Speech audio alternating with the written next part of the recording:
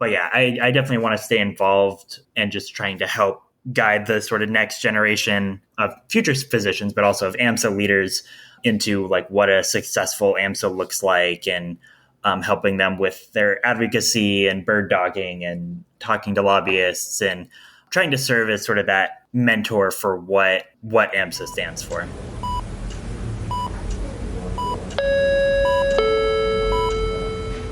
Paging Dr. Cook. Paging Dr. Cook. Dr. Cook, you're wanted in the OR. Dr. Cook, you're wanted in the OR.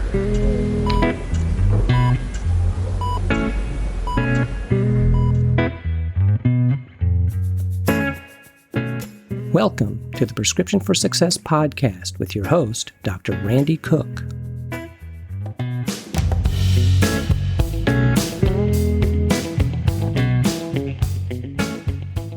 Hello, everyone, and welcome to Prescription for Success.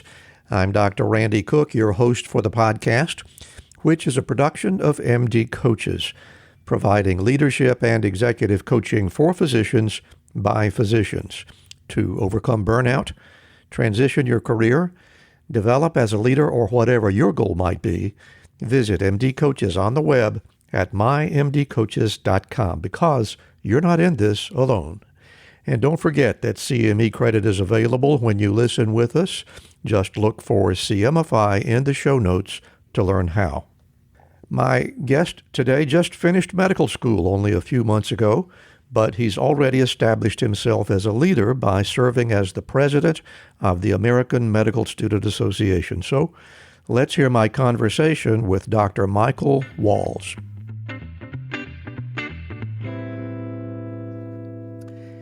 Well, I'm really looking forward to my conversation today with Dr. Michael Walls, who has just recently finished his medical school training, and we're going to be talking about his involvement in the American Student Medical Association. Michael, thank you so much for being here. I'm looking forward to the conversation. Hi, thanks for having me. I'm looking forward to it as well. Well, as is always the case on this podcast, we like to start with the beginnings. So tell us about the beginnings of your interest in medicine. How did that come about? Yeah, so I grew up in San Jose, California from the whole time I was alive. My mom was an ICU nurse for a long time and a few years ago switched to palliative care. So I sort of always grew up hearing her stories from the ICU over dinner, which I was very interested in. My younger sister very much was not. She ended up going English.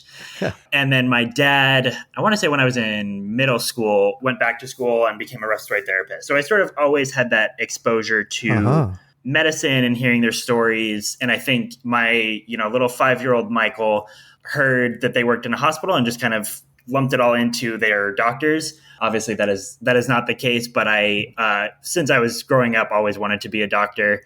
And then as I went through high school and got really interested in math and science and into college, I majored in biochemistry. And so I sort of always maintained that level of interest in science and in particular like biology and biochemistry and how the body works. And then reinforcing that with my parents' perspective on how they're able to use science and working with people on a daily basis really reinforced all of that. So I never had that aha moment that I think a lot of people in this profession have. It was one of those things that it was just everything sort of lined up, and I just sort of gradually checked off all the boxes of like, yep, this meets my criteria for science and working with people, and the schedule is not too bad most of the time.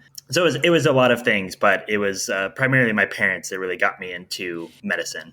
Well, that was a good source of feedback for you, I'm sure. And, absolutely. I have no doubt that you all had that conversation about, are you sure this is what you want to do? And, it's probably going to be a little different than what you expect. Did you have those chats from time to time? I think so. I think my mom especially was always... She was always amazed by all of the doctors that she worked with. And, she doesn't give herself enough credit, of course. But so she had always sort of connected me with some of the physicians that she worked with. And same with my dad. They were some of the people that I was able to shadow mostly through college. And so there was a lot of like hearing all of the, not so great parts of medical school and of medicine in general. But I think what I got from most people was that as hard as it is, and as hard as, treating the patient who can't afford their medication can be, and sort of all of the more depressing parts of medicine, I think everyone was, for the most part, pretty encouraging and enjoyed their job, enjoyed working with patients, and really just showed that dedication to helping people that I think sort of maintained that even though it's not a perfect profession, that it's still a good profession. You can really make a difference. Yeah. So you get yourself enrolled in undergraduate school at California Polytechnic in San Luis Obispo. And did everything go fairly smoothly? Were there ever any temptations to change your mind at all? I'm sure there were.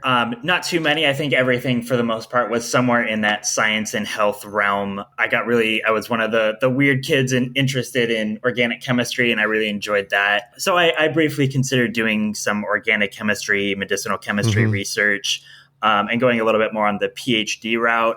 I doubt I remember very much of it, but I still enjoyed organic chemistry and sort of that putting those pieces together. And so with that, I did consider a little bit. I considered the MD, PhD, but I think that was a little too much school for me. But then you actually got very seriously involved with the American Student Medical Association. I'm going to go ahead and call it AMSA, if you think that's okay for the audience. Oh, absolutely. We call it AMSA. American Student Medical Association is a mouthful. But you got involved with that very early, and I really want to hear more about that, and I can tell you a little bit about my understanding of AMSA literally 50 years ago. But how did you happen to become connected with that organization? So I first got involved with AMSA my first probably month of undergrad at Cal Poly. At Cal Poly, it was really just the pre-med club on campus, and so I sort of joined as a how do I get into medical school? What is this process? When do I need to take the MCAT? And how do I apply? And sort of really just trying to understand that whole process. And so for most of my undergrad, that was sort of how I used it, was just like hearing from physicians about the different specialties and more of just like, is this the right fit for me? And then my third year at Cal Poly, I went to the AMSA convention, which happens every year. And that year in 2017, it was in Washington, D.C. And the first day of the convention is what we call Advocacy Day, where we'll take a whole day. We'll take the morning to teach medical students and pre-meds about how to talk to legislators, talk about whatever bills are at the forefront at the time, which in 2017 was around the Affordable Care Act. And then they'll set up meetings and sort of send people off to talk to their legislators about whatever the bill was, which, like I said, that year was the ACA. And so that first year, I, of course, had no idea what I was doing. I didn't know how to talk to the legislators, but I thought that was one of the coolest experiences I had up to that point. I think that first year I talked to like Dianne Feinstein's office and Anna Shu, not them explicitly, but their staffers, of course. And so, especially as an undergraduate student, I thought that was one of the coolest experiences. And then the rest of the conference really reinforced what AMSA is on a national level. I loved all the people. I loved the networking. I loved just sort of like meeting medical students and pre-meds from all around the country. I loved what AMSA stood for and how, like, throughout this conference, we learned about the overlap and how you can use public health and policy and integrate that with patient care, and sort of how you can blend those all together to not just treat the patient right in front of you, but also to take their experiences and bring them to the public policy side and really make a difference on a larger scale. And I thought all of that was just so cool. And that, coupled with the community, that really sold me. And so I started applying for some of the national leadership positions. I actually, funny enough, didn't get any of them initially. And then someone I had met at AMSA Facebook messaged me and was like, hey, a couple of these spots opened up. Do you want one of them? And I jumped all over it. So you actually had an interest in getting involved with leadership at the very beginning. And no surprise, since your interest started in your undergraduate work. Is that right? Yeah, I don't know that I had fully planned on it. I was the chapter president, so I was interested to an extent, but I don't think I understood how important public health and policy were and have continued to be for me until I really got involved with AMSA. So it was a little bit of on a whim, I'm going to be the pre-med that's on national leadership, and it's worked out, and I've been with AMSA ever since. Hi, I'm Rhonda Crow, founder and CEO for MD Coaches. Here on RX for Success, we interview a lot of great medical professionals on how they grew their careers, how they overcame challenges, and how they handle day-to-day work. I really hope you're getting a lot of great information.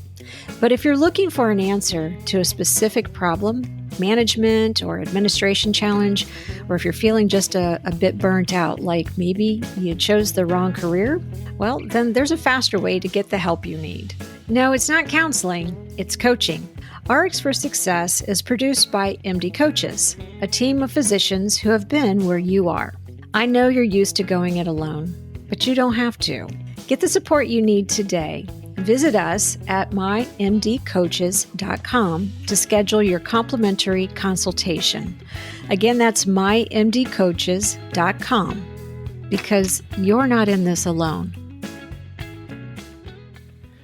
We'll get back to our interview in just a moment, but right now I want to tell you a little bit about Physician Outlook. If you haven't discovered this remarkable magazine, please do so very soon.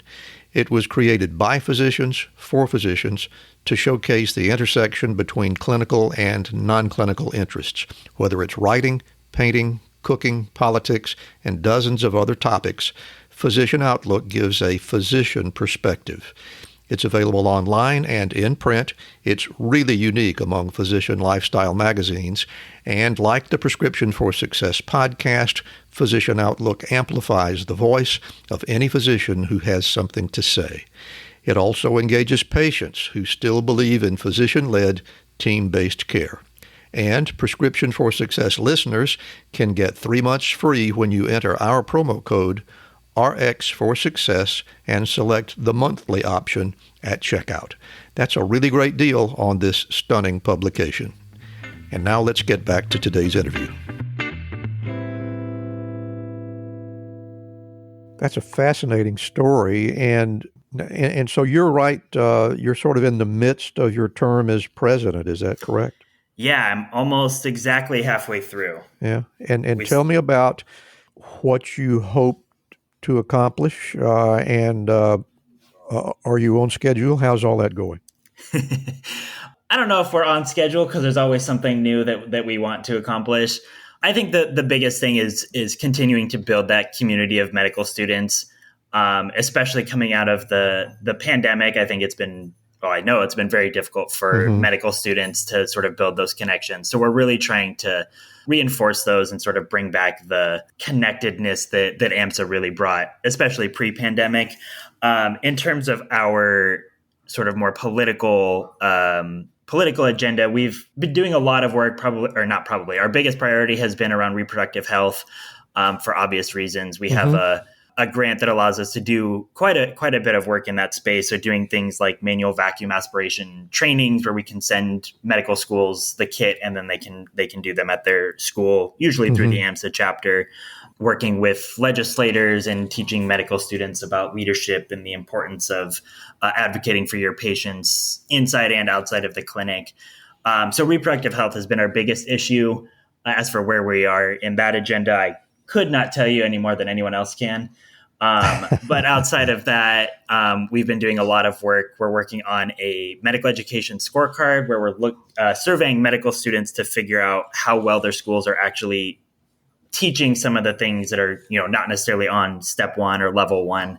Things like the social determinants of health, how well they're teaching the socioeconomic impact and being able to treat patients that can't afford their medications, how well their school is targeting wellness and sort of trying to get an all-encompassing, here's how well a school's doing on each of these individual categories, both to provide the school some feedback as well as for pre-meds who are applying. If they're saying, I'm going to medical school specifically to be a dermatologist for Black patients, so I really want to ensure that whatever school I go to teaches that well, they can use this sort of as that guide. We did a lot of work around the Build Back Better and the Inflation Reduction Act, which even though it wasn't everything we had hoped for. The passage of the Inflation Reduction Act was really exciting for us at AMSA.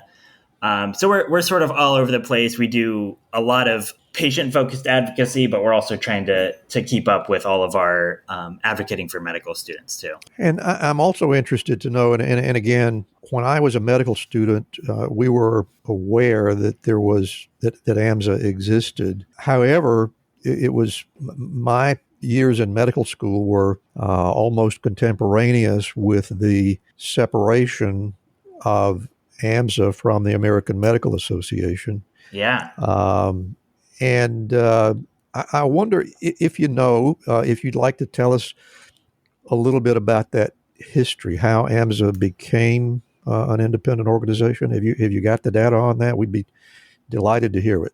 Yeah, so I don't know that I have all of the specific details, but I have a pretty good idea considering I wasn't there. But yeah, so AMSA was founded in 1950, essentially as the student section of the AMA, and over the next 18 or so years, we established both a financial and then eventually a philosophical separation from the AMA. And so it was 1967, 1968, where that separation became official. And for about 7 years, I believe, we were actually SAMA, the Student American Medical Association, and then changed our name to AMSA, American Medical Student Association. So those sort of switched the letters around. And so it was primarily because of philosophical reasons, especially during the civil rights movement. And so since 1968, we've been 100% medical student run and have continued to advocate for medical students, which is really cool because it allows us to, we can, if we want to make a policy, any medical student member or pre-med member can submit a resolution for what they believe AMSA should stand for. And then that guides all of our education and advocacy moving forward. And we don't need to rely on anyone else to also approve that. We can, whatever we decide is what AMSA stands for. And if you were asked, because I'm going to ask you, I guess, how do you consider the relationship between AMSA and the AMA to function today? Yeah, I mean, I think we do work with a lot of the other student organizations, including in particular, the student section of the AMA. I don't think there's any animosity or anything there. I think for the most part, we've worked well together. We have worked together on a few different issues and have been particularly on like reproductive health. And of course, a lot of times we're in the same decision-making spaces as the AMA. So there's never really any animosity. We don't always see eye to eye, but for the most part, we try and work together as best we can. Okay, I'm gonna frame the question a little bit differently. I'm gonna go out on a limb and try to speak for a lot of people in my generation who became very disenchanted with the American Medical Association a very long time ago. And as I mentioned, it literally has been a half century since I was in medical school. And even when I got into practice, most of my colleagues in the private practice world felt like the AMA was really not doing much for them. Yes. I mean, how does AMSA feel about that? How does AMSA feel about the AMA, I guess is what I'm trying to ask you. Yeah, I mean, I think with the AMA's history has not always been the best, and there are still times where I think they tend to lag behind. I think one of the biggest examples would be that their student section had voted to approve that their AMA's official stance should be the supporting the single payer system. And the general body of the AMA has not adopted that, which is also something that AMSA believes in. So I think for a long time, you're right. The AMA did not always stand on the right side of the history of healthcare. And there are a number of examples to point to. But I think especially in the last few years, they've really made a significant impact to trying addressing some of the making sure that social determinants of health are important and taught, and really trying to branch out and make sure that they're advocating for improved patient care and not always for the interests of physicians exclusively. But I do think AMSA tends to take a much more progressive stance. We do tend to take a much more progressive stance on the majority of issues compared to the AMA. And I thought I heard you say or imply that the AMA actually has a student component that's different from AMSA. That's correct? Fill me in on that. How does that work? Yeah, so they have their own student section. I believe they created or essentially like recreated that once we changed our name in 1975. And it runs essentially as its own branch. They do put on their own initiatives. I've worked with the chairs and various committees within the AMA student section, but they are technically separate. And anytime the student section has their House of Delegates and they'll vote, for example, to say, we think the AMA should stand for a single payer system, then it has to go to the general body, and the general body would then vote on any of those policies. And that's one example that I know of that the student section voted on. I don't know how long ago at this point, that the general AMA has not yet adopted. So they sort of have to answer to the broader AMA. Sure. And so your day-to-day life now and throughout the remainder of your term as president, what is that like? Do you do a lot of traveling or presenting, or I'm sure you're involved in a lot of publicity, but give us a little picture of what that's like for you. Yeah, it's a little bit of everything, to be honest. So the president used to be exclusively in DC or in the DMV area, and would very often go to Capitol Hill and talk to legislators and going from room to room and seeing open doors and popping their heads in. Obviously, that's, especially since COVID is not so much a thing anymore. So the last few presidents have been primarily virtual. And I'm continuing to be virtual, but I do a fair amount of traveling. So I've gone to DC in my, 7 months now as president, gone to DC maybe a dozen or so times, and still get a fair amount of invitations to talk to legislators or go to events at the White House type of thing that are really exciting. But it's a little bit of a drive, but not too bad.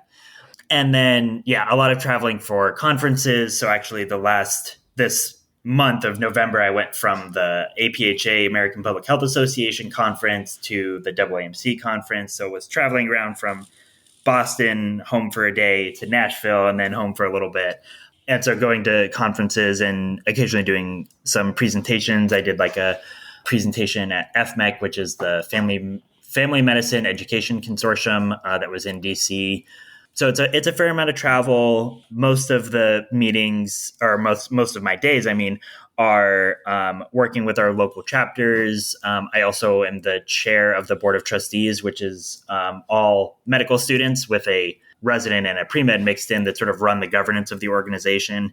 And so one of our big projects recently has been like working on our strategic plan and sort of trying to guide generally what direction we want the organization to go in. So it's a little bit of that governance, a little bit of public speaking, a fair amount of writing. What I was working on this morning was on an op-ed, and then putting out statements on behalf of AMSA when key issues in the media come up. So it's really all over the place. But it's a lot of fun. I get to talk to a lot of really cool people, meet a lot of really interesting chapters. It's been great.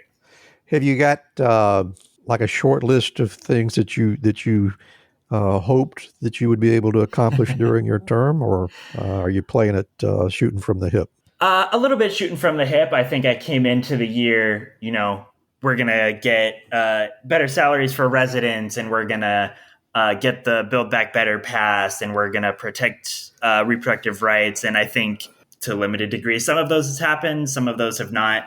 So it's a little bit of being able to adapt quickly, especially in the political realm of just adapting to what's happening at the time. So when the Dobbs decision hit, we did a lot of, I was in DC for the protests. We tried to do as much as we could through our reproductive health grant.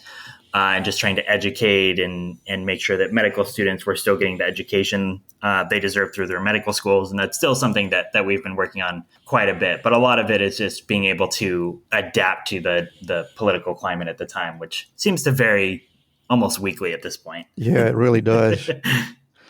So let's talk about what's next for you. My understanding is you have an interest in emergency medicine. Is that right? That's correct. I'm applying to Emergency Medicine Residency right now.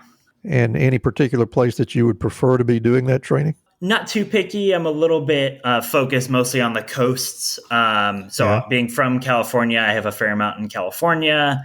Currently living in Connecticut, so I have some Massachusetts, Rhode Island, Connecticut, New York, Jersey, like sort of trickling all the way down to like the DC area. And then my fiance, who's also applying, is from Florida. So we have a little bit in Florida scattered in there. So all over the place, but mostly on the coast. So are you thinking once residency is behind you, is it likely to be private practice, or do you have any aspirations to be a professor somewhere?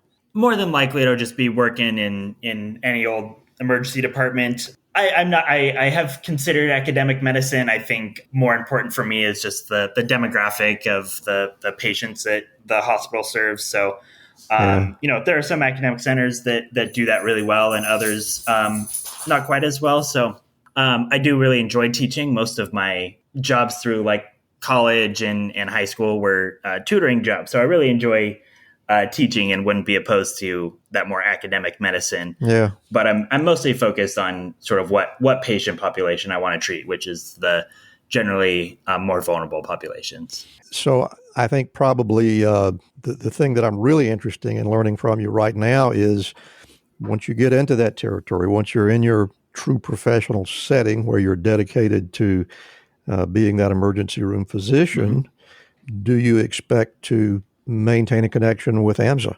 Oh, absolutely. Yeah, we have a lot of our alumni that stay very closely entwined. So I had alluded to earlier that our board of trustees has one, our graduate trustee who's a resident this year. Her name is Avanti Jayavira. She's a family physician at University of North Carolina, or a resident, I should say.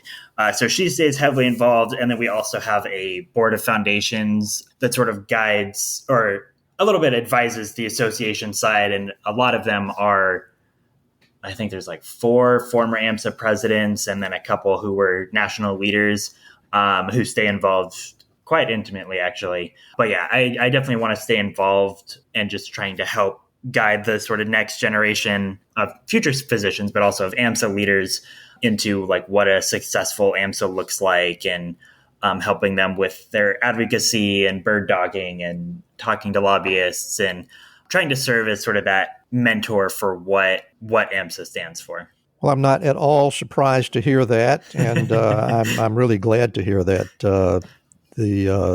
Those that are going to come behind you are going to be in serious need of guidance, as I'm sure you're already aware. Yes. And it's good to know that people like you and AMSA will be there. Michael, I've really enjoyed the conversation up to this point, but what I'd like to do now is what we came here for, and that is hear from you, hear what you got on your mind.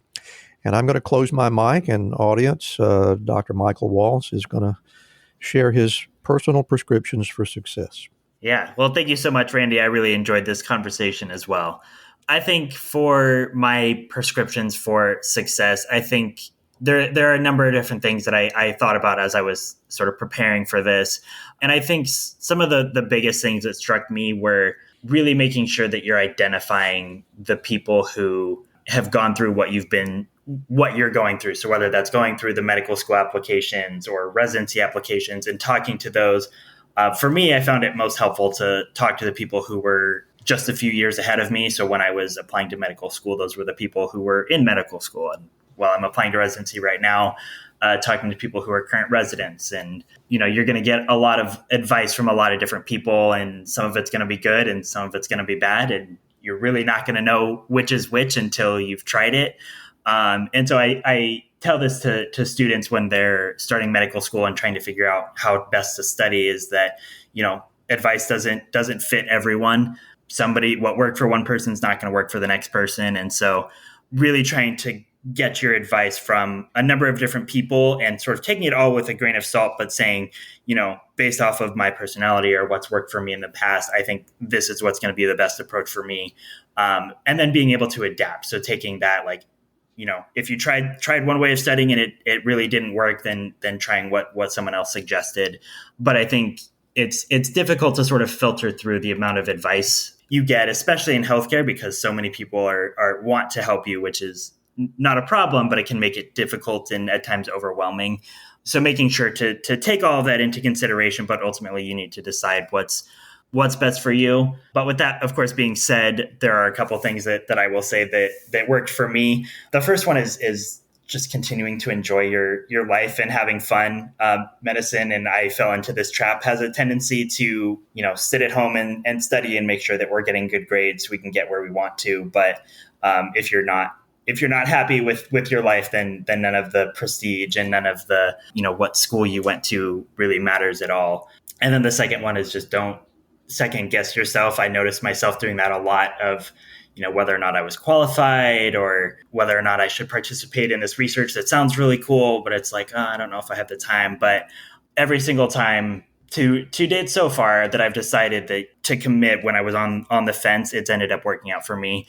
Even applying to or running to be the AMSA president was something that I considered for a really long time and was sort of on the fence. And then when I finally decided, no, I need to just commit and do it, has ended up being definitely the best decision I've made for my professional career, but also from a personal perspective, I've really enjoyed working with AMSA and being able to do this full time and talk to medical students. So, really, I think the only thing I should have been asking myself is whether or not this decision was going to make my life better, either whether that's personally, of whether it'll make me happier now in the future, or if it's going to help me accomplish a personal goal of mine. If I'd been thinking with that frame of mind several years ago, it would have saved me a lot of second guessing and a lot of time. But I think that's really important, to setting your priorities and then not second guessing yourself when you get to making those difficult decisions. But I think those are my prescriptions for success. Well, Michael, it looks like you've accumulated a good bit of wisdom in your brief years, and I really appreciate you being here to share that with us. It was really good of you to take the time. Before we go, I want to give you an opportunity to tell our audience where you can be found. So if you have email addresses or Twitter handles or websites or whatever you'd like to share, please do. Absolutely. So the AMSA website is amsa.org, just amsa.org. You're always welcome or able to reach me or any presidents that come after me at pres@amsa.org. That's PRES @amsa.org, which keeps it pretty easy. All of our AMSA's social media are at AMSA National. And then if anyone's interested in following me personally, I'm mostly on Twitter at MIJ Walls, WALLS. And I look forward to answering any questions that come out of that. Dr. Michael Walls, it's been a pleasure talking to you today, and thanks again for being on Prescription for Success. Of course. Thank you so much, Randy. Thank you so much for joining us today. We'd be most grateful if you'd leave us a 5-star rating. That gives our podcast much more visibility, and it helps us reach many more listeners. Exclusive content is available on our Patreon page, including membership-only material, like personal rapid-fire Q&A sessions with our guests. To be sure you never miss an episode, visit our website at rxforsuccesspodcast.com to subscribe, and while you're there, learn how to get CME credit from CMify just by listening. Special thanks to Ryan Jones, who created and performs our theme music, and also to Craig Clausen of Clausen Solutions Group, who edits the show. And remember, be sure to fill your prescription for success with my next episode.